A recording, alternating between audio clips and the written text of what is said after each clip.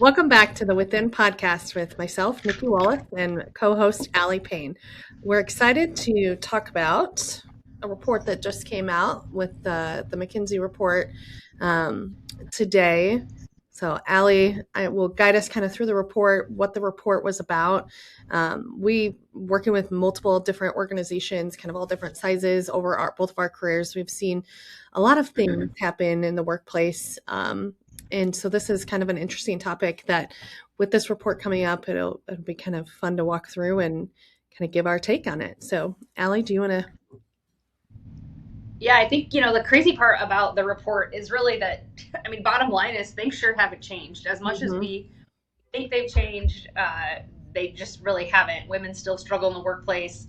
And I think at kind of at the base of all of it, what I kind of read into was it's all about having an inclusive culture, which we Mm-hmm. talk about all the time, right? And I think if we can figure out how to have a more inclusive culture and just get this like gigantic iceberg to Yeah. shift, we might actually see some change. I just don't, it's just not happening, and women are leaving the workplace because Yep. of it.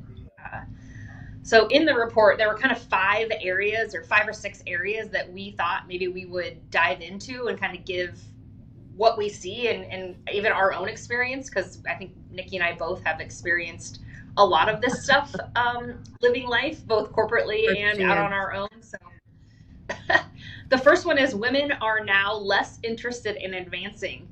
That's one of the main topics, first topic in the report. And again, if you haven't had the opportunity to read the report, it's the latest McKinsey report, came out on December 9th, 2025. And it's Women in the Workplace 2025. So great report. But that first one, women are now less interested in advancing. And I think, Nikki, you and I mean, one of the reasons we might have gotten out of corporate America because we were maybe not less interested in advancing, but it was less interested in advancing in a corporate environment the Yeah. way that, Everything that comes with right? it. Yeah. Yeah. I totally agree with that. So is that women, the report is saying that women actually aren't interested, or that it's like a conception or a thought that people have?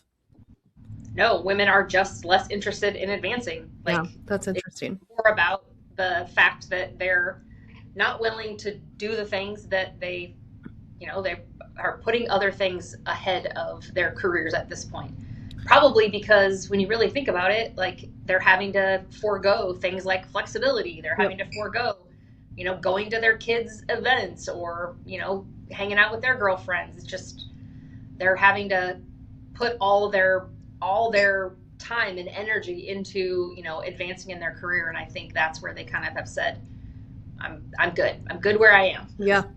Well, it's hard. The further up you climb, the expectations and the time commitment and all of the things on top of just life that happens outside of the workplace. Do you think that comes from, just curious in your opinion, do you think that comes from like a societal, um, that we shouldn't be spending that much time at work, or do you think it's like a personal thing? Do you have an opinion on that? I Maybe think both. as the younger generations have entered the workplace, I Mhm. think they're saying, like, that's not as important to me as it once was. I just think and I would also say, like, that doesn't define you. And I Yeah. think historically, your place in the workplace has defined who you are. And I think people just aren't as interested in that anymore. Even men, for that matter. Like, you now see there's more men staying home than there has ever been. You And don't it's identify because, with that as much. Yeah. yeah, like it doesn't have to be, work doesn't have to define you anymore. Where, you think about your parents, like work probably defined either they were, mom stay at home, dad was the breadwinner, and Yep. that's just how it was, and no one questioned it. Yeah. Now I think people are like, doesn't have to be that way, and I don't want it to be that way. Yeah. Yeah, it's a lot. It's a lot to do both as a woman, to take care of the house and do all the things and also have a strong career. Yeah, for sure.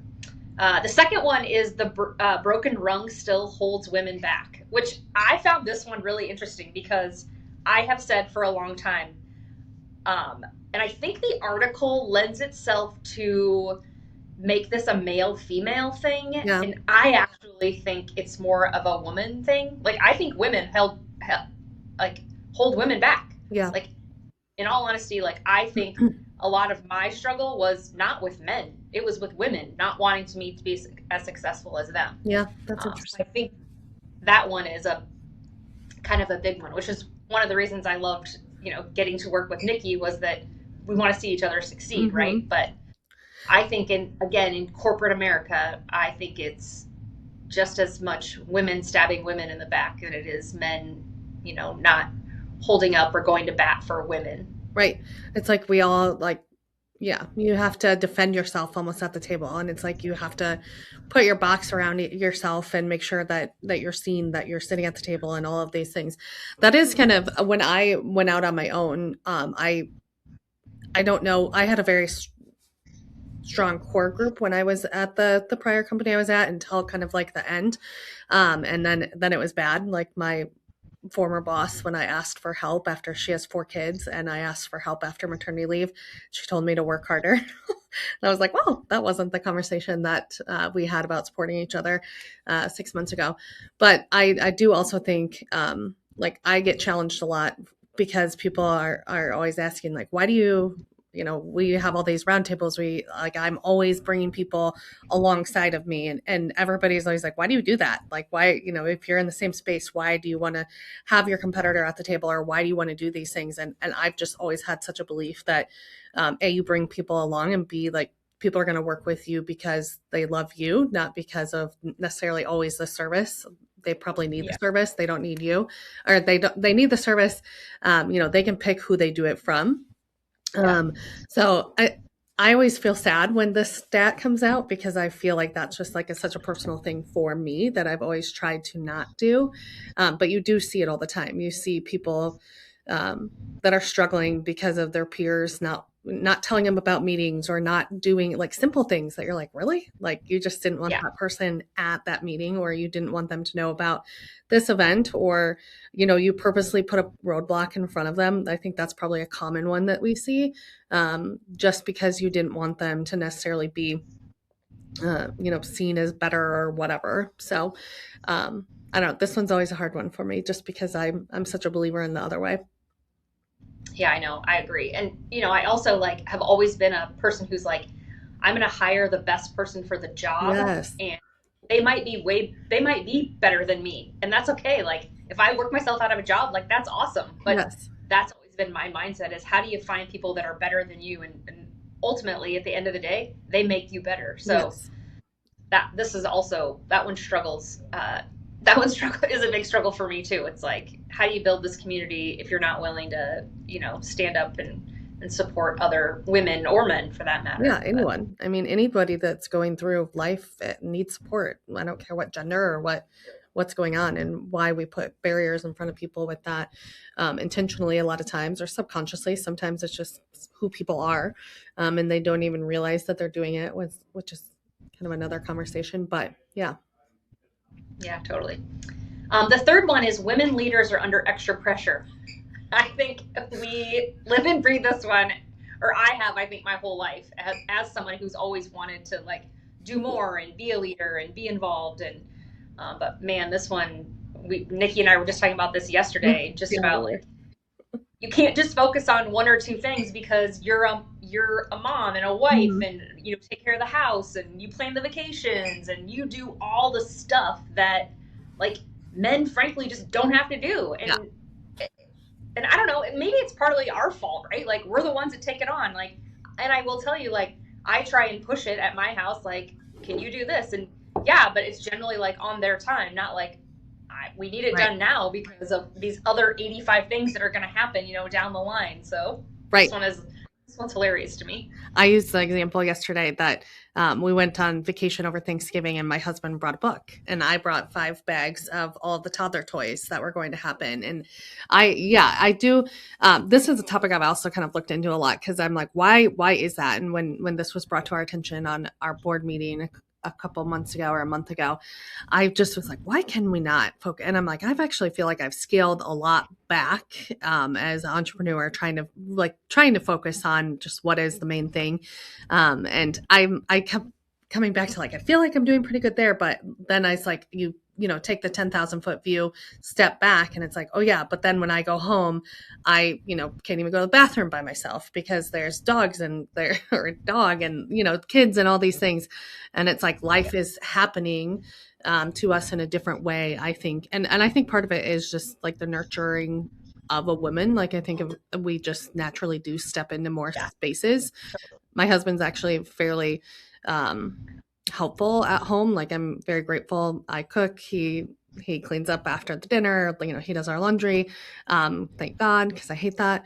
But I, still like all the doctor's appointments, all the stuff that goes on around the house. Like I just naturally step in. So I don't know. It's interesting. Yeah. I know. It's also not just about like the stuff to do, right? It's also just like the burden of like the managing the calendars. Yeah. And again, like you think about like when you were growing up, how just times have changed. But like, and we were super busy. Like we played sports and we were in everything every Same. single night. But it was like you still like it's in the woman's brain, I feel like, or the mom's brain to keep all of that together. And again, my husband's also really great. Like he's hands on. He takes kids anywhere we need to go, or Right. whatever we have to do. But it's still like I'm still the one that manages all of that in my brain. And we have like a fancy calendar, and Yes. it's all in the calendar, but it like really doesn't matter. And I know I read a book a couple of years ago that was really about like basically like if you can offboard some of these tasks to like have someone Mm-hmm. else do them. And I think like, yeah, what a great idea. And if I could afford it, like I would. But at the same time, I still have to manage that person, right? Right. So then it's like one more person I have to manage to figure out Right. like how do I get them the stuff they need? And so it's like such a hard thing when you really ultimately sit down and like think like, why can't I focus just on two things? Well, I can't focus on two things, but because I have 800 things that I Right. have to figure out how to get in and get done in a day. Life is more dynamic than two things. That's so true. The fourth one is flexibility is still stigma and it hurts women. Like organizations still have trouble with flexibility. And while I know a lot of organizations say they're flexible, at the end of the day, they're not because someone has an opinion about someone in their flex schedule, right? Mm-hmm. So, Yeah. and in generally, it impacts women most because they're the ones that are picking up kids or Running taking around. the dog to the groomer or you name it, right? I This one is one where I'm just like so annoyed by the fact that organizations continue to say like we're flexible, we want to have flexible work arrangements, but you still need to work 9 to 5 or 8 to 5 or whatever it is. Or but I like think about myself, man. Like I'm so much better in the morning, like 3 o'clock and on. Like you should just not talk to me because I don't know what I'm saying. I'm like not very productive. I'm like in la la land. Like, but at 7 a.m., like yeah, I'm on. I know what I'm doing. Like I can think straight. I know the But first time just you said that, I was like, what? Allie, for those of you that you're getting to know Allie and I, but our dynamics, Allie's been very good for me this past year because she's challenged my work schedule and when I am working and why I'm working. I'm very used to, so I kind of chuckle when we do this one because I was like the true 7:30 to 5:30 every day, lunch meeting every day, kind of all of that in my prior career. And it's taken me years, like, so we're in year 4.5 of entrepreneurship journey and it's taken me until Allie came in and challenged that for me. Um, but I think that is just like so it's a mindset when there is flexibility. I think it's a mindset for like the person to be able to actually take advantage of that flexibility and what makes sense. But okay, question for you. Why do you think that companies struggle when they say they have flex time? Like, why do you think they struggle with like actually, I have an opinion, but actually like giving the flexible schedule or like allowing that? I think there's two reasons, and this is just like just random two reasons. One is that they still want control. So Yeah. they feel like if they allow people to be flexible, then they don't have control. And I also feel like if they don't have butts in seats, they're not productive and they're losing money. So it doesn't really matter, right? Like, especially in a consulting model, like if you're an organization that does consulting or financial services or something where you're not actually producing widgets, like it's really hard to measure productivity. And Right. at the end of the day, most employers would say like productivity falls if I allow my team to be flexible. But at the end of the day, no one's really measuring that. Like you can't, it's so hard to measure. Right. where you, because it's not like, oh, I have an hour and I made 85 widgets in an hour. Like you can't do Right. that. Right. No, I agree. Yeah. I think for me, like just having really struggled with like the other like mindset, like going like, yes, I know I have all the flexibility in the world, but yet like I wasn't giving that to myself. I think it's like the communication around like the structure and like what are the tools or what are the things that we're doing. So like for example, I right now I'm quote unquote part-time with my children, so this topic has changed a lot for me this year because I'm blessed with 2.5 hours on 3 days a week that my kids go to school, and that is when I'm allowed to work for the most part. um Outside of Tuesday and Thursday mornings, we get some help. But I've struggled with like how do people in the workforce that have like a strict structured 8 to 5 actually like do this? Like how do you go to and from and take all the kids and do all of the things? So this has been an interesting one for me. But I do think when I set boundaries with myself and talked to you and like understood and talked to my clients and understood where I needed to be when, and I've held myself extremely um like to the point where it's been hard to say no to some meetings and stuff like that that I'm used to all the Yeah. time. And I do wish more employers would just take the time to build out that structure and what that looks like. Like, okay, Allie, so you work better from 7 to 2 because that's just cognitively when you're more focused. I wish that more teams would take advantage of those conversations to be able to set their team up for success. And it'd be interesting to see how that would shift the workforce. Long ramble. Yeah. I mean, Sorry.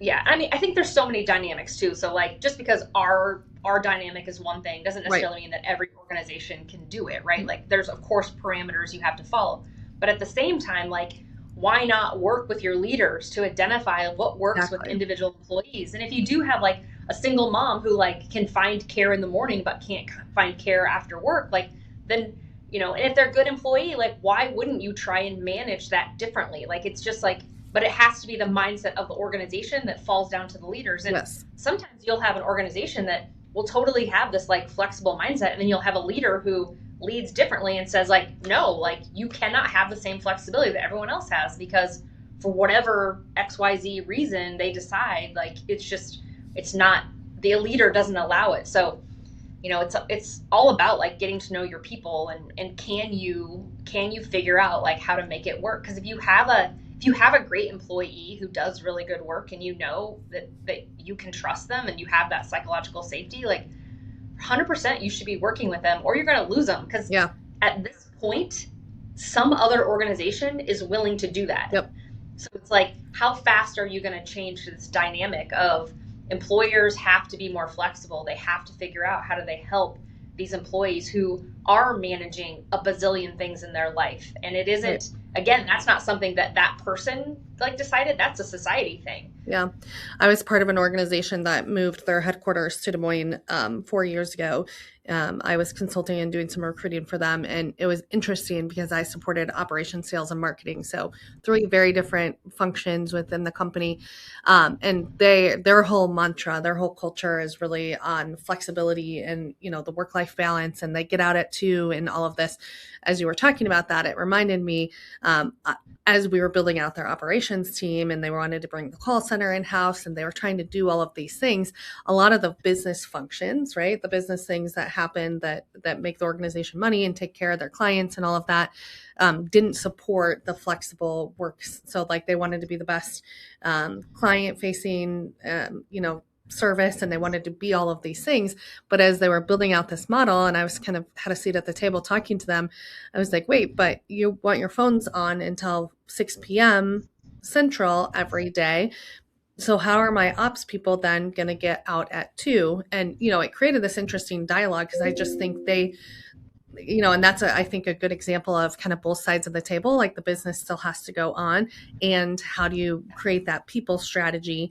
And turns out we were able to talk to folks on the team, and there were some situations with like kids and stuff that later schedule on Friday actually worked great.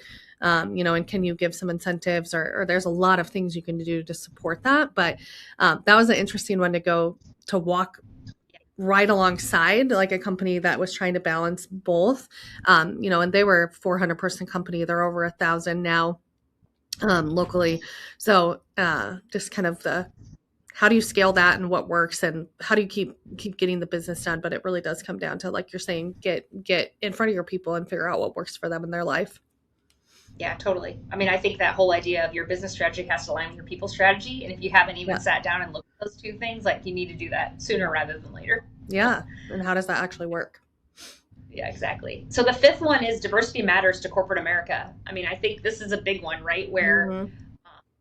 it isn't just diversity of race, it's diversity of male versus female, it's Thought. diversity of thought. Like Mm-hmm. all of those things so matter to organizations. And again, so many times, like we aren't focused on diversity, inclusion, and equity as much as we were at one time. And I think it does hurt organizations because Mm-hmm. that diversity of thought. I mean, I think we talk about it all the time, right? Like I'm a challenger and I challenge in a way that is like, how, like, could we do this different? Like, what are the other ways that we could do this? And Right. just because we've done it that way this whole time doesn't necessarily mean it's right. Right. Like showing up every day. Like, how do you do it so that it makes more sense for, the life that you're living right now versus, oh, well, I have to work 8 to 5 because that's what I've always done. Right. Well, it doesn't have to be done that way. Yeah. It doesn't. And it's great. Yeah, it really is. And the last one is fairness and inclusion really do pay off. And I always say, like, if you are going to do anything, start with inclusion. Like, Mm-hmm. until you have inclusion figured out for your organization, and everyone's always like, well, yeah, like, of course we're inclusive. Like, everything that we do, we include everyone. Well, yeah, you might, but you probably also might not. Like, you really have to be thoughtful about your message, your language, your communication, because if you do things like you have a company golf outing and that's all you do for your like company, togetherness, like not everyone plays golf. Yeah. Or the Or if drinking. every night, yeah, you have happy hour and not everyone drinks anymore. And so being really mindful about the things that you do and the things that you say, and even questioning people like, oh, you're not drinking? Like, no, like that's a thing, right? Like a lot of and the generation, that's a true thing in the generations. Like the younger generation just aren't drinking like the older generations once did. So Mm. it's another big one. Yeah. I like it. I mean, diversity of thought, if you're not allowing that in your organization, I think 100% you're missing, so many people, like the great ideas that come from the diversity and of thought and the brainstorming sessions with your people. I mean, people have great ideas, and just different perspectives will bring different too. So, Yeah, you can't even you can't even have diversity of thought if you don't have psychological safety. So right. people don't feel like they can show up as their authentic self.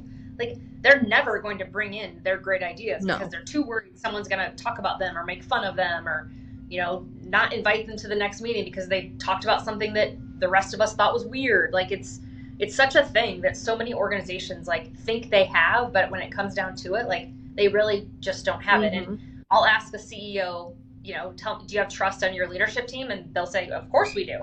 And then I go talk to one of the, executives and they're like, no way, I would never say that Right. because, they would say this or they would say that, or, they would have the meeting after the meeting. And Yeah. that kind of stuff just really hinders a culture and an organization because it does trickle down whether you believe it or not. Yeah. 100%. All right. Well, that is those are kind of the topics that came from that, women in the workplace, that McKinsey report, and I just highly suggest like going out there and checking it out. We'll link it in our In the show notes. yeah, in somewhere we'll link it for you. So before we go, I guess, Allie, a question, just because the employee engagement and kind of a lot of this, and I have my perspectives, just from being a vendor for hundreds of organizations over the years. But what are, like, if somebody reads this article, what are some places that you think, like one or two places, easy places to start with an organization and looking at some of this data? I think one of the easiest thing is to do some listening sessions with your women, Yeah. particularly your up and coming women, right? Like you don't have to go to your female leaders today. You could start with like your up and coming, your next generation leaders, because they're the ones who are probably not necessarily in their life, like in their like crazy busy time of life. Like they may or may not have little kids, and just helping understand. And you're gonna get. And the other thing about this is that I feel like we say, or somebody reads an article and then like we think like, oh, all women act like that, or Yeah. all generations like are doing this, and that's not true, right? You'll of course have women that are willing to like bust the glass ceiling and hang on for dear life. Like you'll have that like 100%, and they'll don't care if they have somebody who's standing up for them, or they love the extra pressure. So like you have to remember that, and I think sometimes we just don't always remember that. We just for whatever reason we just think that, oh yeah, they're all the same, like all women are the same. It's so not true, right? Don't count us out yet. Yeah, exactly. So I think like, but definitely like understanding where women are in your organization by doing some listening sessions or stakeholder interviews, or hire a third party to do it, like us. Like we do that all the time, where it's like talking to these people to understand like how much of this stuff that we're seeing, and whether it's in the media or on social or TikTok or whatever your outlet is, LinkedIn, whatever it is, like find out, is it happening inside your organization? Right. If you don't ask, you'll never know. Right. Like I always say, like if you do not actually go out and find out, and I'm not telling you to send a survey, like don't do that. The survey's not going to help. You got to talk to your people. Yeah. The listening session stuff that you've brought into the company, into the People Go, and I know that it's probably something that we've all done, but we didn't know exactly. But like the role clarity, the listening sessions, like it is crazy the information that a company can gather from that. Good and bad. I think sometimes it's good to also get the good feedback, like we are aligned, or we are I don't think it's all negative that has come out of the ones that you've done or I've done or whatever. So I like it. Yeah, I mean, if you could do one thing, that's the one thing I would do, is talk to your people, and then do something about it. Like don't just talk to them and say like thanks for sharing. Like actually do something about it. Yeah. Awesome. Well, thanks for listening today. We appreciate you guys following along with us. We'll link the article so people can see it, and we'll see you next time.